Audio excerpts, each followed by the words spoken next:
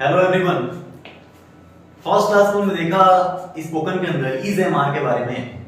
Is का use हम लोग करते थे ही शीट के साथ, एम का करते थे आई के साथ, और आर का हम करते थे यू दे एंड वी, या फिर जब सब्जेक्ट एक से ज्यादा हो। Today I am going to tell you the next pattern which is will be in past. So it was a first chapter that was in present. वो जो chapter था वो प्रेजेंट के लिए था इज एम आर। जब भी हम was या were की बातें करें इसे हम पास्ट के लिए यूज करते हैं। हमारे पास दो वर्ड होते हैं, एक होता है was और सेकंड वर्ड आपके पास होगा was। बहुत सारे बच्चे इसको was वगैरह पढ़ते हैं, सो it is a wrong pattern. इसको आप was बोलोगे, इसको were नहीं बोलते, ये were होता है were। तो इसी की वो आगे बढ़ाते हैं। देखो यूज ऑफ was या were, इन दोनों की जब भी बातें हो तो ये पास्ट को रिप्रेजेंट करती हैं। हालांकि हाँ, जब कोई भी was आ जाए तो ये सिंगुलर होगा। जो ये was वाला वर्ड है ये सिंगुलर को दिखाएगा, या I के साथ भी was ही फिक्स रहता है। I या फिर he, she, it या कोई एक नाम। जब कोई भी इस were की बात करें तो ये प्लूरल को दिखाएगा, मतलब एक से ज्यादा, एक से ज्यादा, यानी यू, दे या फिर वी, या सब्जेक्ट में एक से ज्यादा नाम आ जाए तो इस हम वर का यूज करते हैं। जब कोई भी सिंगल की बातें हो तो was, प्लूरल हो जाए तो वर, एक वचन के लिए was, बहुवचन के लिए were. So it is a very basic thing. और ये वर्ड कहां से बना था ये हमने देखा था बी से। तो बी मतलब क्या सीखा था आपने? होना। बी मींस होना। और जब कोई भी इसकी सेकंड थर्ड फॉर्म की हम बात करेंगे तो फर्स्ट फॉर्म क्या होती है? बी, सेकंड फॉर्म was या were, and third form is been। तो इस तरीके से ये was और were कहां से निकल के आए हैं? सेकंड फॉर्म से। And they represent the past time, ये पास्ट टाइम को दिखाते हैं। जब कोई भी हम पास्ट की बातें करें तो उस केस में was या were का यूज हम लोग करते हैं। इसके बेस पे हम लोग कुछ क्वेश्चन समझते हैं। जैसे क्वेश्चन यदि मैं कहूं मैं एक स्टूडेंट यानी छात्र था, यानी ये पास्ट को दिखाएगा कि पास्ट में चीजें थी। तो उस केस में हम लोग क्या यूज करेंगे? was या फिर were। और जानते हो कि मैं एक स्टूडेंट था, तो इस केस में मैं के लिए क्या बोलोगे भाई? आई। और बात हुई है पास्ट की, यदि मैं एक स्टूडेंट हूं, अभी की कंडीशन होती तो आप क्या यूज करते हैं? इज एम आर को ले आते आप। लेकिन यहाँ पे पास्ट की बातें हो रही तो क्या बोलोगे? आई was a student। I was a student। So it is a very simple pattern। आप सिंपली यहाँ क्या बोलोगे? I was a student। मैं था एक क्या? स्टूडेंट। किसको रिप्रेजेंट कर रहा है ये? पास्ट को। और इसी सेंटेंस को हम लोग पॉजिटिव सेंटेंस भी बोलते हैं, यानी ये सेंटेंस पॉजिटिव के अंदर है, यानी अफर्मेटिव कह लो या पॉजिटिव सेंटेंस होगा। यदि नेक्स्ट क्वेश्चन आ जाए आपके पास, मैं स्टूडेंट नहीं था, इस सेंटेंस को नेगेटिव सेंटेंस बोला जाता है। क्या करोगे आप? I was not student. I was not student. हालांकि पहले जब कोई भी स्टूडेंट होगा तो एक ही होगा, यहाँ पे आप एक को रिप्रेजेंट कर सकते हो। आप इसी सेंटेंस को नेगेटिव बोलोगे जैसे ही नहीं आ जाए, मतलब नकारात्मक सेंटेंस या नकारात्मक वाक्य। यदि क्वेश्चन आपके पास क्या मैं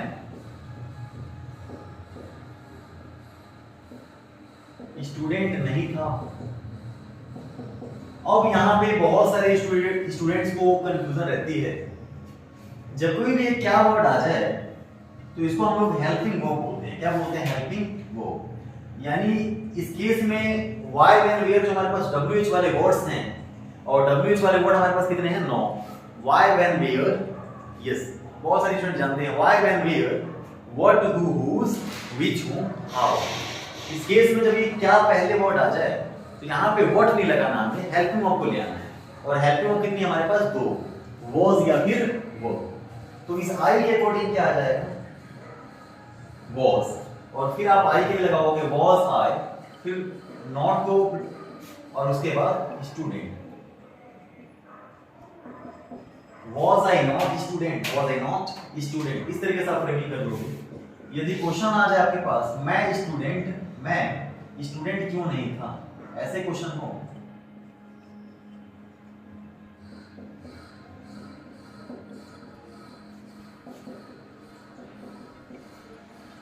मैं स्टूडेंट क्यों नहीं था।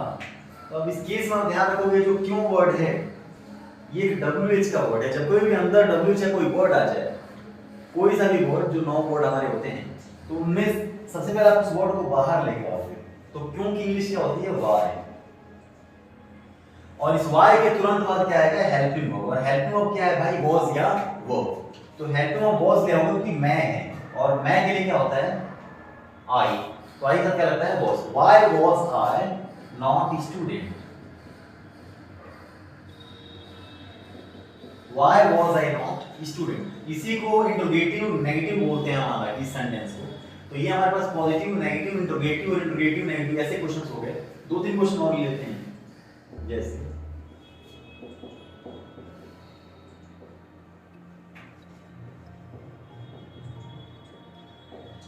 मैंने कहा आप एक डॉक्टर थे, तो उस केस में आप क्या बोलोगे, आपके लिए होता है यू। और जब कोई भी यू की बात हो, यानी यू, दे और वी की बात हो, तो क्या आएगा, वर। और आई की बातें हो तो क्या आएगा, वॉज। कंडीशनल सेंटेंस यदि आप आगे चलते सीखोगे तो उसमें आप ये भी देखोगे कि जो ये वर है ये सबके साथ आने लगेगा। आई के साथ भी आएगा, ही, शी, कुछ भी हो वहां पे वर ही यूज होगा। जब इमेजिनेशन की बातें हो या कल्पना जब हम करते हैं, so I will tell you this pattern also, ये पैटर्न भी मैं बताऊंगा आपको। तो ये कहता है कि आप एक डॉक्टर थे, तो यू के साथ क्या आएगा, वो। और ए के लिए आप ए और एम को बहुत अच्छे से जानते हो, आर्टिकल आपने सीखा है, you are a doctor, you are a doctor. Let's take some other question. मैंने कहा वह है एक ईमानदार,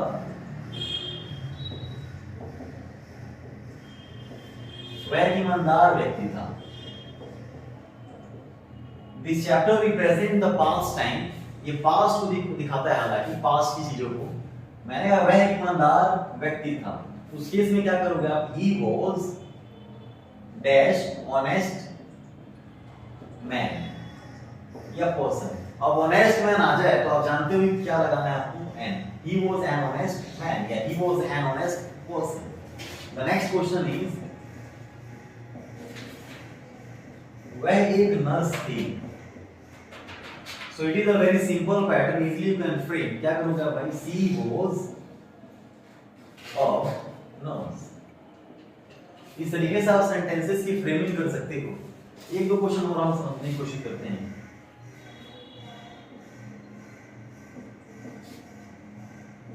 वह एक इंजीनियर था। इंजीनियर को आप लोग अभियंता वगैरह बोलते हो। यदि मैं कहूं वह एक इंजीनियर, इस केस में आप क्या बोलोगे, ही। लड़के के लिए मतलब मेल कैंडिडेट के लिए he was.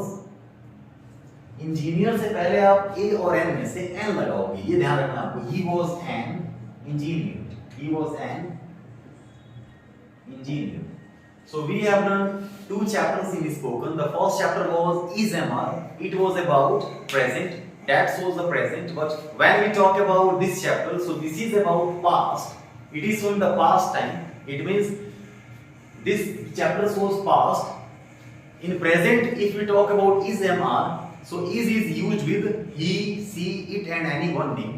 M is only for I and R is only for yes, you, they and we. And when we talk about the past sequence, so in past we use this chapter was and were. Was is used with only I, he, she, it and one name. It means singular. And when we say the word, were is plural, it is used with yes, you, they and we. So you have to learn the both chapter because this is a very basic thing for you and it's very important like. And then we'll discuss the next chapter in next pattern.